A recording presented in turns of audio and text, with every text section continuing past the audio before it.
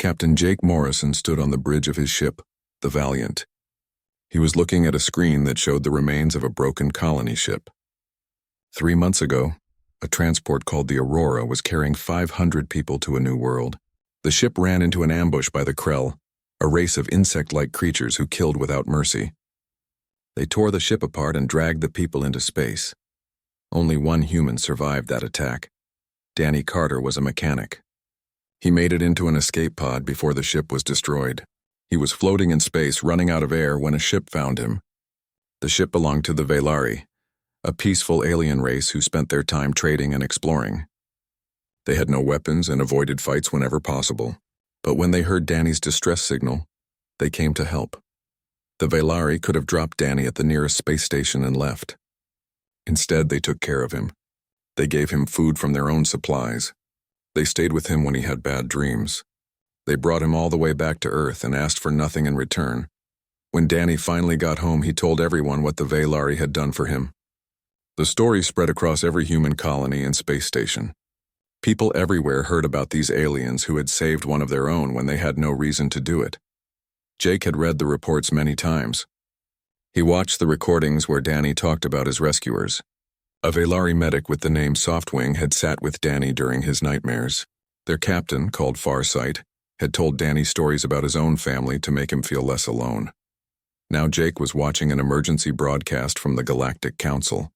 The news was bad. The Krell had attacked the Velari homeworld with a huge fleet. The peaceful Velari had no military and no weapons strong enough to stop the attack. They sent out calls for help on every channel, but no one was coming. Other alien races were too far away, too busy or too scared of the Krell to respond. Jake watched as a Velari stood before the council, asking for help. The alien had wings like an insect and large compound eyes. The translation came through clear. "We do not ask this lightly. We have always believed in peace. But our people are dying. Our children are dying. If anyone can hear this, we are in the Andara system. We have only days before." The signal cut out. Jake closed his eyes. He knew what he had to do. He opened a communication line to Earth Command. "This is Captain Morrison of the Valiant. I want permission to go to the Andara system." "The Velari need help." There was a long pause. Then Admiral Helen Price appeared on the screen. She looked tired.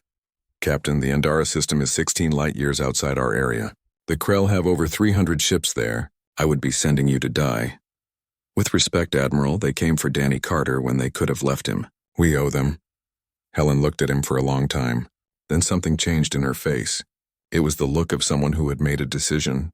"You are right, but you will not go alone. Give me 6 hours, Captain. 6 hours and I will give you an answer." The call ended. Jake turned to his crew. His second-in-command, Lisa Hayes, was standing at attention. "Start plotting a course to Andara," Jake said, "and get the ship ready for combat. Whether command says yes or not, we are going." Lisa smiled. "I was hoping you would say that, sir." Jake did not know what would happen in those 6 hours. Admiral Price did not just call the military. She called everyone. The word spread fast.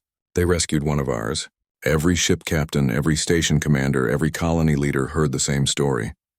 Danny Carter, alone and dying in space, was saved by strangers who owed humanity nothing. And now those strangers were dying. The response was immediate. Trading ships changed their routes. Colony defense ships powered up weapons that had not been fired in years. Private military companies volunteered their services for free.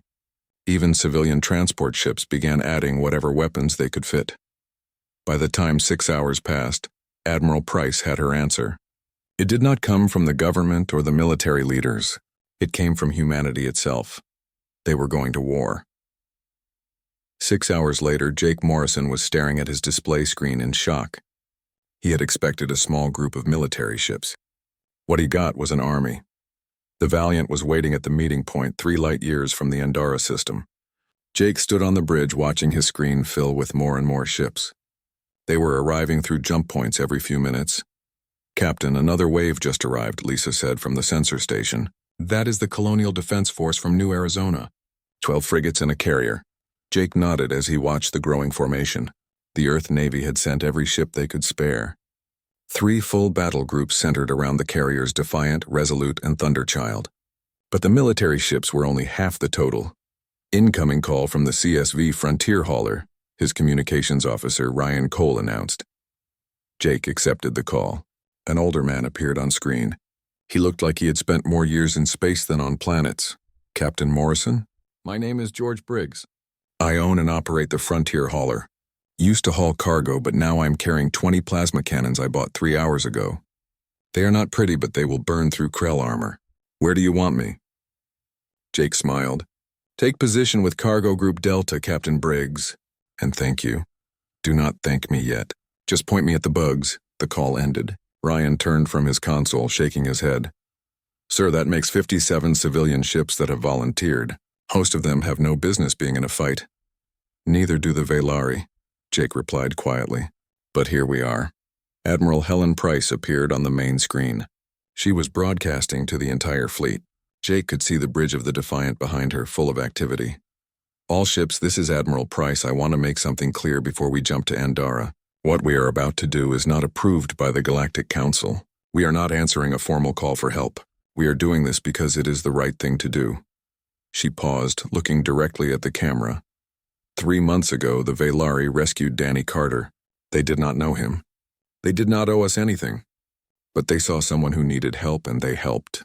That is the kind of people the Velari are. Today we are going to show them what kind of people we are. The transmission ended.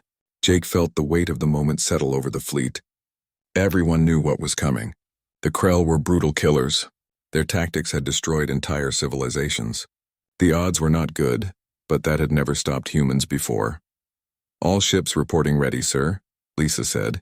We have 214 ships in formation. The jump to Andara is ready. Jake took a breath. This was it. No going back. Signal the fleet. All ships prepare for jump on my mark. Across the fleet, engines powered up to full. Jump drives began creating ripples in space that would carry them across the distance in seconds. Jake thought about Danny Carter. He thought about the Velari medic who stayed with him through bad dreams. He thought about the captain who shared stories of family. All ships, Jake said into the fleet-wide channel. Jump. Reality twisted and folded. The jump through space took only seconds but felt like falling forever. When the universe came back into focus, Jake found himself looking at destruction. The Andara system was burning. Hundreds of Krell ships swarmed around the Velari homeworld like insects.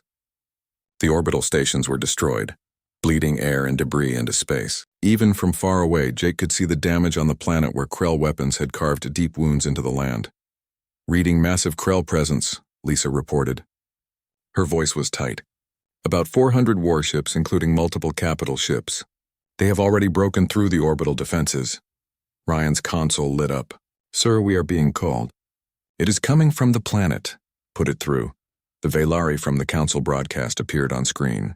Jake could see the damage up close now. One of their wings was torn and there was a bandage across their body. Behind them, other Velari were moving wounded through what looked like an underground shelter. Unknown vessels. This is far side of the Velari. Please, if you can hear this, we need immediate evacuation. The Krell are landing ground forces. We have millions trapped in the cities with no way to... The Velari stopped talking. Their large eyes went wide as they looked at their own sensors. You are human ships, but there are so many. I do not understand.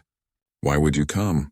We are not allies. We have no treaties. We can offer you nothing. Jake leaned forward, making sure Farsight could see his face clearly. You saved one of ours. Now we are here for all of yours. Hold on, Farsight. Help has arrived. He ended the transmission and turned to his crew. Every eye was on him, waiting. All ships battle stations. Today we show the galaxy what humanity does for its friends. The Valiant's engines fired up and behind them. 214 ships of every size surged forward into the heart of the Krell swarm. The Battle of Andara had begun. The first attack came fast.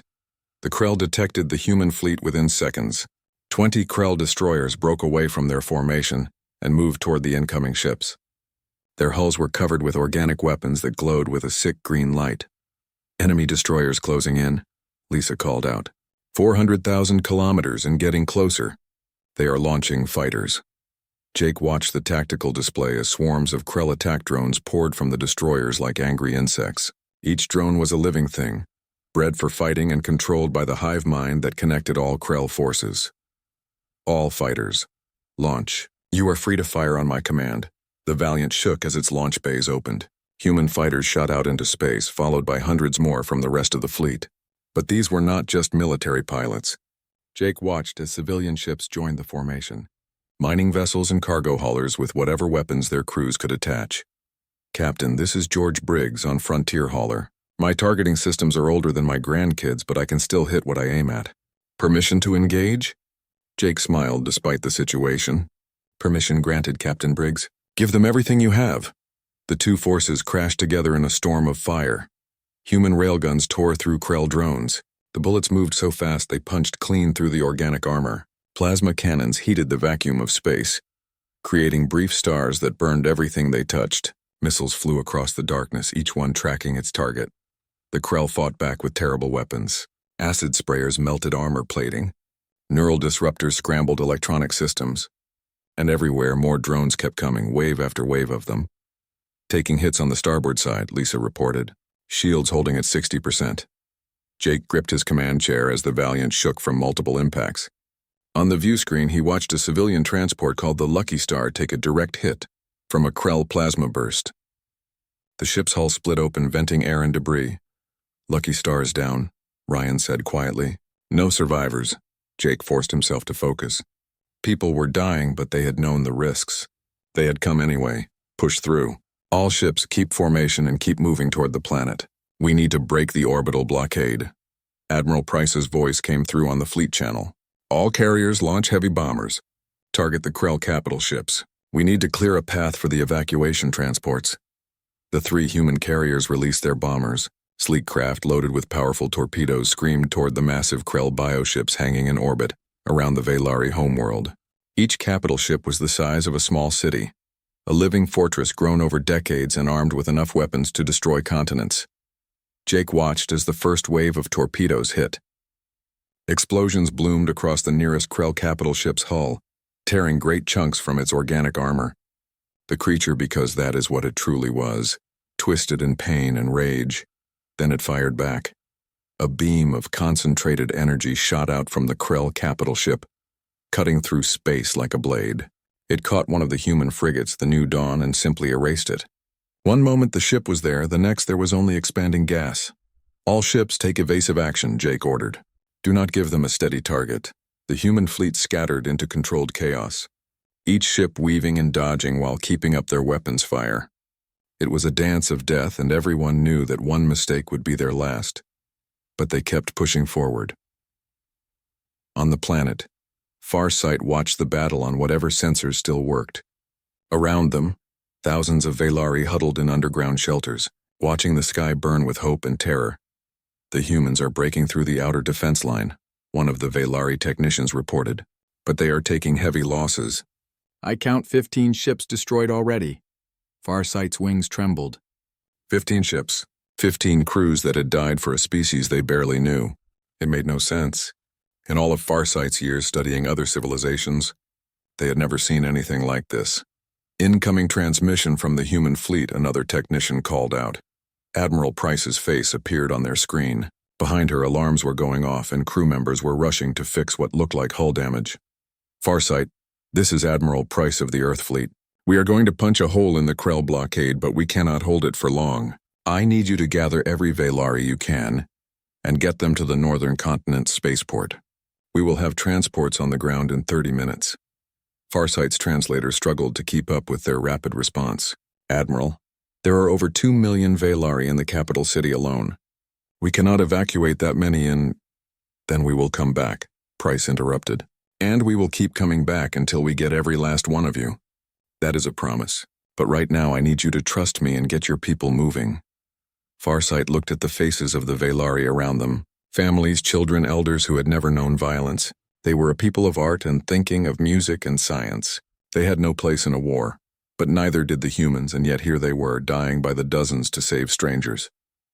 We will get them moving, Farsight said. And Admiral, thank you. We will never forget this. Price's expression changed for just a moment. Just get your people ready. We are coming in hot. The transmission ended. Farsight turned to their people and began giving orders. Within minutes, the underground shelters were emptying as Velari began the desperate journey to the spaceport. Above them, the battle went on. Jake Morrison brought the Valiant through a tight roll, dodging another group of Krell torpedoes. His ship's defense systems fired, stopping the ones he could not avoid. 2 got through, hitting his rear shields and dropping them to 30%. "We are through the outer line," Lisa reported. "Clear path to the planet." "But sir, the Krell are changing their plan. They are bringing up ships from the far side of the planet." Jake studied the tactical display.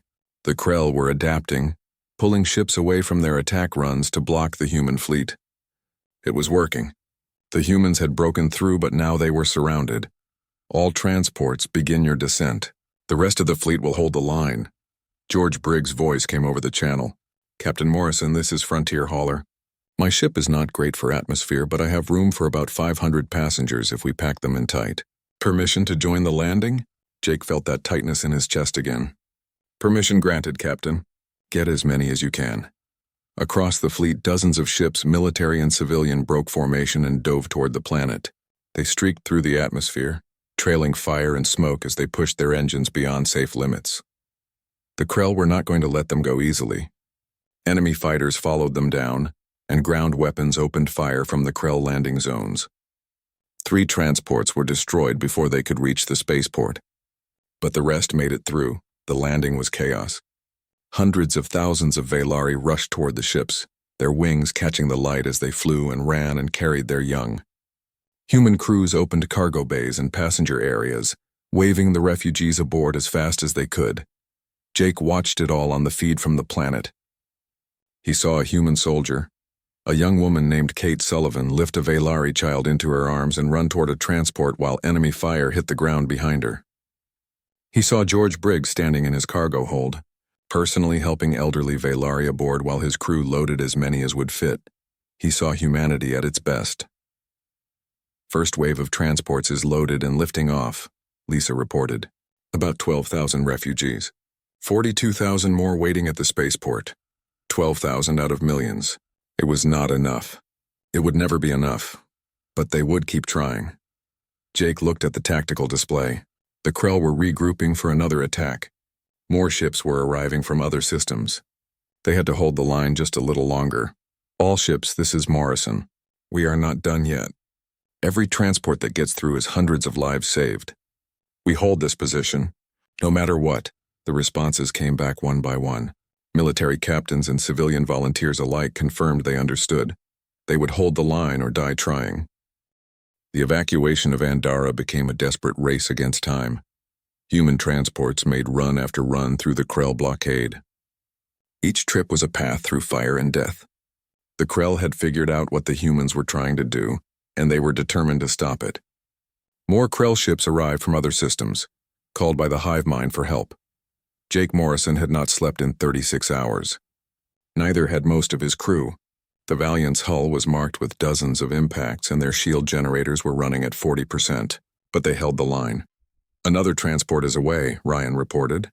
His voice was rough from exhaustion. "That is the 47th run. We have evacuated about 400,000 Velari. 400,000. Jake did the math. At least 1.5 million still on the planet. Maybe more. "Status of the Krell forces?" Lisa checked her sensors. "Not good, sir. They brought in 3 more capital ships. Total enemy count is now over 500 vessels. We are outnumbered 3-1 and we have lost 62 ships. 62 ships destroyed, thousands of humans dead, and still they kept fighting." Admiral Price's face appeared on the screen. She looked exhausted beyond measure. Jake could see burn marks on her uniform and there was blood on her forehead from a cut she probably did not even remember getting. "Captain Morrison, the Defiant has taken critical damage. We are falling back to a defensive position. I am transferring fleet command to you." Jake felt the weight of that responsibility settle on his shoulders. "Admiral, your condition?" "We took a direct hit to engineering. Lost main power. We are running on backup systems." She managed a tired smile. "But we are still in the fight. Now get those people off that planet, Captain." "That is an order." The transmission ended. Jake turned to his crew. They were all looking at him, waiting for orders. They were exhausted, scared, and probably wondering if they would see home again. "All ships, this is Captain Morrison. I have fleet command. We are not leaving until we get every last Velari off that planet. I do not care how many Krell they throw at us. We hold this line." "Understood?" The responses came back one after another, From military captains and civilian volunteers. Understood. Confirmed. We are with you. On the planet, Farsight coordinated the evacuation with the skill of someone who had learned to be a soldier in just days. They moved from shelter to shelter, guiding their people toward the spaceport while Krell ground forces pushed closer. The humans had landed a defensive force. Marines and volunteers armed with whatever they could carry formed a barrier around the spaceport, buying time with their lives. Farsight watched as a human Marine named Chris Parker held a position against a Krell attack squad. The Marine's armor was cracked, his weapon nearly out of ammunition, but he did not retreat. He fired until his gun ran dry, then drew a knife and charged. Farsight did not see how that fight ended. They could not watch. But the spaceport held hours blurred together. Day became night, became day again. The battle never stopped. Ships were destroyed and replaced by others that pushed forward to take their place. Transports landed and lifted off in an endless cycle of desperate rescue. Jake found himself operating on pure instinct. His body moved through the motions while his mind focused on the bigger picture. Keep the Krell off balance. Protect the transports. Hold the line. Sir, I am picking up a massive energy spike from the Krell capital ships, Lisa suddenly said. They are charging their main weapons. All of them. Jake's tired mind processed that information quickly. The Krell were preparing for a devastating bombardment. If those capital ships fired on the planet, they would kill everything within 1,000 kilometers of the impact zone, including the spaceport. How long until they are ready to fire? 4 minutes. Maybe 5. Jake made his decision in a heartbeat. All carriers, launch everything you have. Target those capital ships. Everyone else with me. We are going in. Lisa turned to stare at him. Sir, that is suicide. We cannot take on 3 capital ships with what we have left. We do not have to destroy them. We just have to stop them from firing. Jake opened a fleet-wide channel. All ships, this is Morrison. The Krell are about to hit the planet with everything they have. We are going to stop them. Anyone who wants to sit this one out, I will not think less of you. For a moment there was silence. Then George Briggs's voice came through, rough and defiant. Captain, I have been hauling cargo for 30 years, and in all that time I have never done anything that really mattered. Today, I finally get to matter. I am with you. One by one, the other ships reported in. Military and civilian, damaged and barely working, they all confirmed. They were going in. The human fleet, what was left of it, turned as one and moved toward the Krell capital ships. It was a desperate, reckless charge that broke every rule of space combat, but it was also the most human thing they could have done. The Krell opened fire. Space became a killing field. Ships exploded all around Jake as he pushed the Valiant forward. George Briggs's frontier hauler took a direct hit and split in half. The carrier Thunderchild lost its main engines and began to tumble out of control. The frigate Stormbreaker simply vanished in a blast of fire, but they kept coming. Entering weapons range, Lisa called out. Shields at 10%. Hull breaches on decks 4 and 7. Fire everything, Jake ordered. The Valiant let loose. Railguns, missiles, plasma cannons, every weapon they had fired at once. Around them, the rest of the fleet did the same. The combined attack slammed into the nearest Krell capital ship, tearing through its organic armor and exposing the vulnerable flesh beneath. The capital ship screamed. An actual sound transmitted through radio waves, the death cry of a living vessel. Its main weapon sputtered and died as the ship convulsed, one down. 2 to go, we have incoming, Ryan shouted. Krell destroyers left and right. They are boxing us in. Jake did not have time to respond. The world became fire and pain as the Krell attack hit. The Valiant's shields collapsed and rounds punched through the hull. Alerts screamed from every console. Engineering is gone, Lisa reported, her voice surprisingly calm. Life support failing on multiple decks. We are dead in space, sir. Jake looked at his crew. His friends. They had known this might happen. They had come anyway. Get to the escape pods. All hands abandoned ship. What about you, sir? Ryan asked. Jake smiled. I will be right behind you. Now go. That is an order. They hesitated, but training took over. Lisa, Ryan, and the rest of the bridge crew moved toward the escape pods. Jake waited until the bridge was empty, then turned back to his console. The Valiant was dying, but she still had power. And she still had weapons. Jake locked his targeting systems on the second Krell capital ship and transferred all remaining power to engines. For Danny Carter, he whispered. And for the Velari. He pushed the throttle to maximum. The Valiant moved forward, a dying ship on its final mission. Krell weapons tore at her hull, but she kept going. Jake held his course steady as the capital ship grew larger on the view screen. Then the world went white. The explosion of the Valiant took the second Krell capital ship with it. The blast was visible from the planet, a new star that burned for 3 full seconds before fading. Admiral Price watched from the bridge of the damaged Defiant. She closed her eyes and said a quiet prayer for Jake Morrison, a good captain who had given everything. "Admiral, the third capital ship is breaking off." Her tactical officer reported. "The Krell fleet is retreating. All vessels are pulling back." Price opened her eyes. "Confirm that." "Confirmed. The Krell are leaving the system. They are jumping away." Around the bridge, exhausted crew members began to cheer. But Price felt no joy, only emptiness. They had won, but the cost had been terrible. "Get me a casualty report," Price said, "and find out how many transports are still working." The numbers came in slowly. 93 ships destroyed, over 8,000 humans dead. But they had evacuated 1.8 million Velari. Not all of them. Farsight had reported that about 200,000 Velari had not made it to the spaceports before the Krell ground forces overran their positions. 200,000 lives lost. 1.8 million saved. Price made her way to the observation deck where she could see the Velari homeworld turning below. The planet was scarred, burning in places, but it survived, and more importantly, most of its people had survived.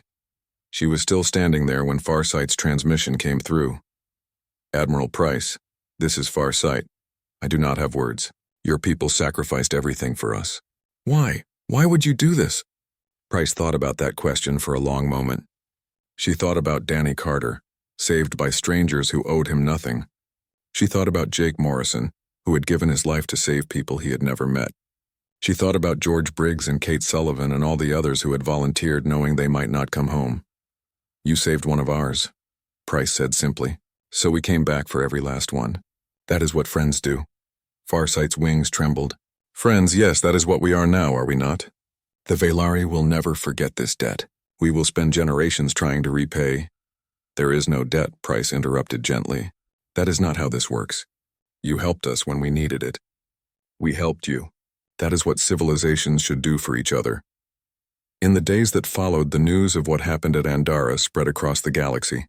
Other species watched the recordings, read the reports, and tried to understand what they had seen. The Krell had been pushed back, driven away by a species that was not even part of the Galactic Council. A species that had thrown itself into a war that was not theirs for people they barely knew, asking nothing in return. It changed something basic in how the galaxy worked. 3 weeks after the Battle of Andara, a Velari ship arrived at Earth. It was piloted by Farsight personally, and it carried something precious. The recovered escape pod from the Valiant. Inside, unconscious but alive, was Captain Jake Morrison. His crew had managed to get him into the pod at the last moment, overriding his commands and physically forcing him inside. He had fought them right until the pod ejected, and the Valiant made its final run. A Velari rescue ship had picked up the pod's signal days later. When Jake finally woke up in an Earth hospital, the first face he saw was Danny Carter's. The mechanic was smiling through tears. "Told you the Velari were good people," Danny said. "They spent 3 days searching the debris field until they found you." Jake tried to sit up, then thought better of it. Everything hurt. The evacuation? 1.8 million saved. We lost 200,000. Danny's smile faded. "But we saved most of them, Jake. Because of you and people like you, most of them made it." Over the following months, humanity's actions at Andara had effects that spread far beyond one star system. Other species began to reconsider their policies of staying isolated. Trade agreements were signed. Defense agreements were formed. The idea that civilizations might help each other, not for profit but because it was right, began to take root. The Velari became humanity's strongest allies. But more than that, they became teachers, sharing their knowledge of art and thinking and science. In return, humans taught them about courage and loyalty and sacrifice. 6 months after the battle, a memorial was built on Earth. It listed the names of all 8,243 humans who had died at Andara. At the top of the memorial, in both English and Velari writing, was a simple phrase: "They rescued one of ours, so we came back for every last one." Jake Morrison attended the dedication ceremony. walking with a cane and still recovering from his injuries. He stood with Admiral Price and the other survivors, watching as Valarian humans came to pay their respects. Farsight approached them, their wings fully healed now and shining in the sunlight. "Captain Morrison, Admiral Price, I wanted you to know something. The Valari have a tradition. When someone saves a life, we write a song for them. It is how we remember, how we honor. We have been working on a song for humanity. It will take generations to complete because there are so many names to include, so many stories to tell, but we will finish it and we will sing it forever." Jake felt his throat tighten. "You do not have to do that." "But we want to," Farsight replied, "because you taught us something important. You taught us that the measure of a civilization is not in its weapons or its wealth, but in what it is willing to sacrifice for others. That is a lesson we will carry forward, and we will make sure the galaxy never forgets what humanity did for us." As the sun set over the memorial, Jake thought about all those who had not made it home. George Briggs, who had spent his last moments helping refugees board his ship.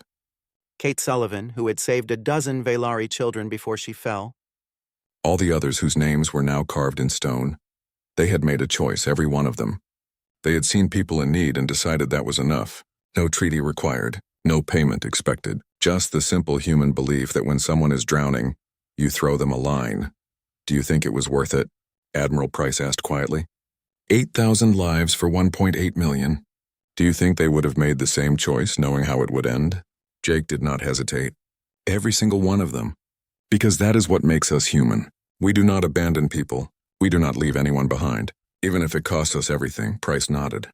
The galaxy is going to have to get used to that. And they did. In the years that followed, humanity's reputation spread.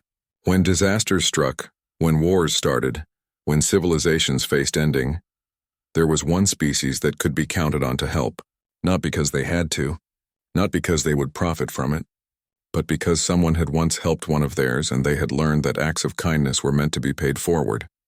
The Valari song about humanity was never truly finished because the story kept growing.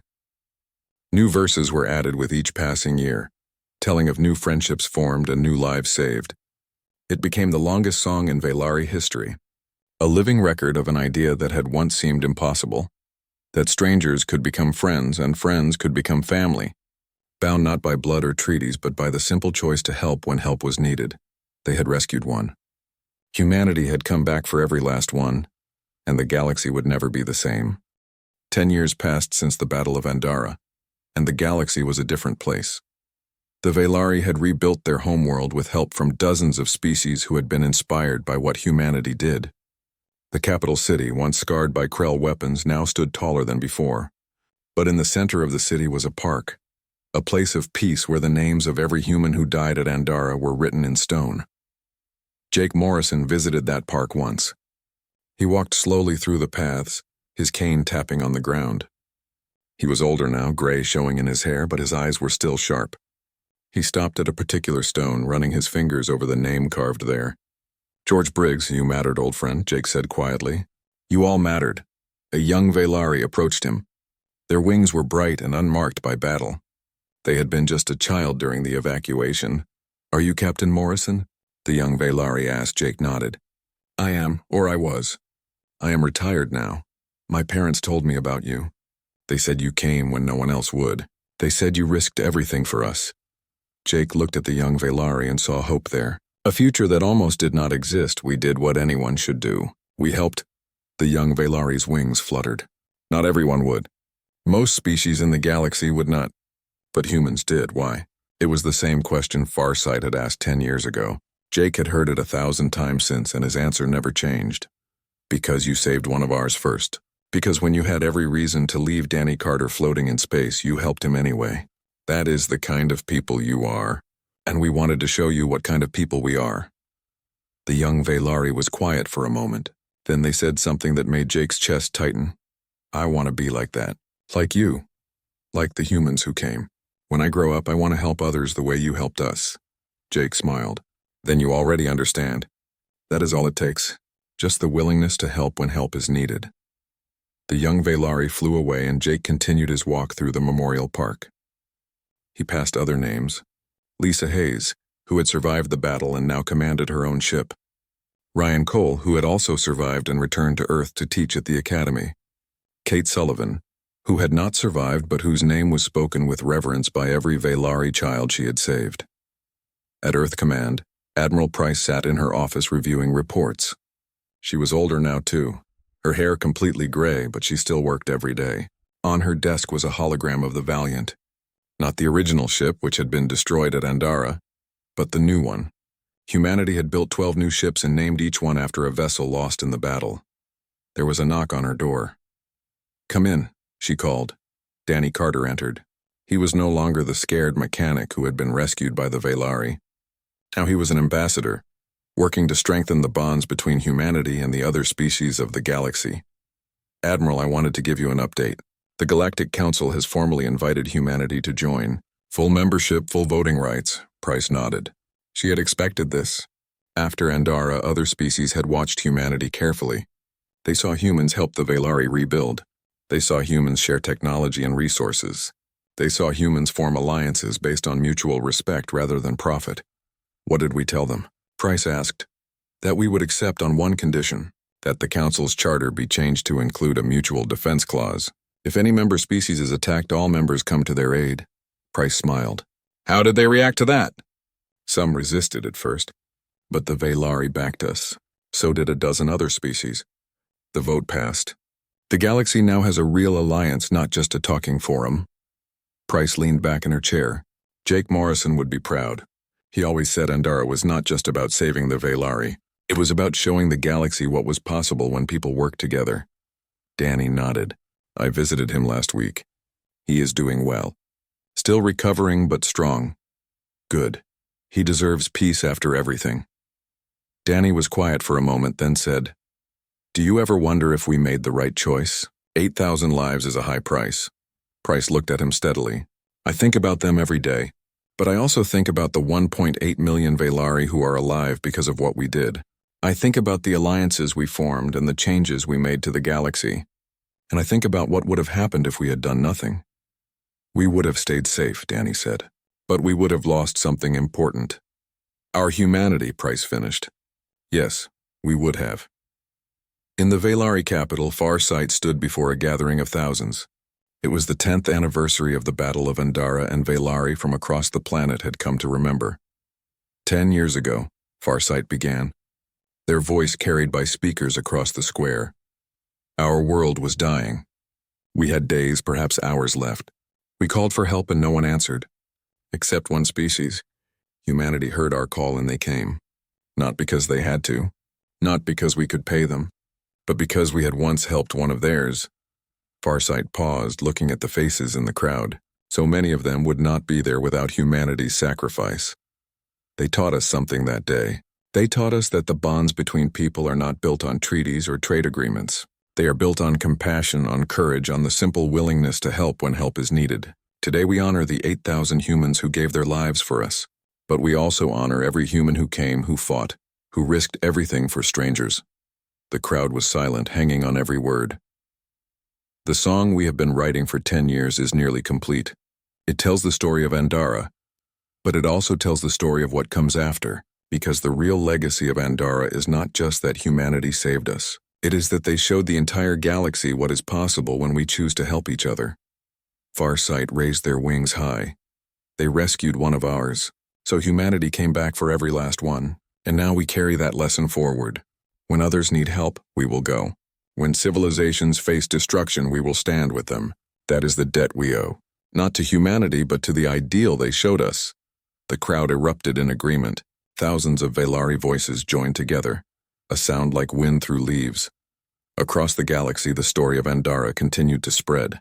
It became legend. Children of a dozen species grew up hearing about the humans who came when no one else would, about the price they paid and the lives they saved. New alliances formed. Species that had been enemies for centuries began talking. Trade routes that had been closed for generations reopened.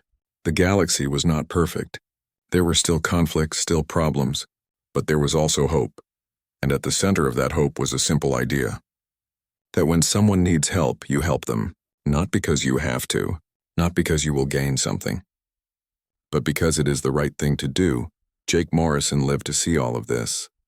He watched as humanity went from being an isolated species to being a leader in galactic affairs.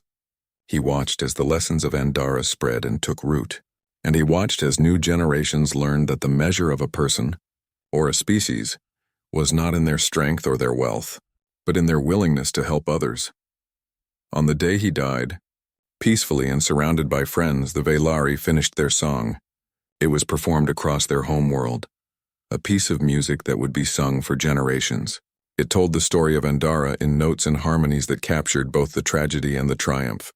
But the last verse, the one that took 10 years to perfect, was not about the battle. It was about what came after, about the galaxy that was changed, about the hope that was born from sacrifice. The final note hung in the air for a long moment before fading. And in that silence, every Velari and every human listening understood the true meaning of what had happened at Andara. They had rescued one of ours, so humanity came back for every last one. And in doing so, they had changed the galaxy forever. The song ended, but the story continued, because the real legacy of Andara was not carved in stone or written in history books. It lived in the hearts of every person who heard the story and decided to carry it forward. Every act of kindness, every moment of courage, every choice to help someone in need was another verse in a song that would never truly end. That was the promise of Andara. That was the gift humanity gave to the galaxy, and it would echo through the stars for as long as people remembered what it meant to care for others, to stand up for the weak and to never leave anyone behind, no matter the cost.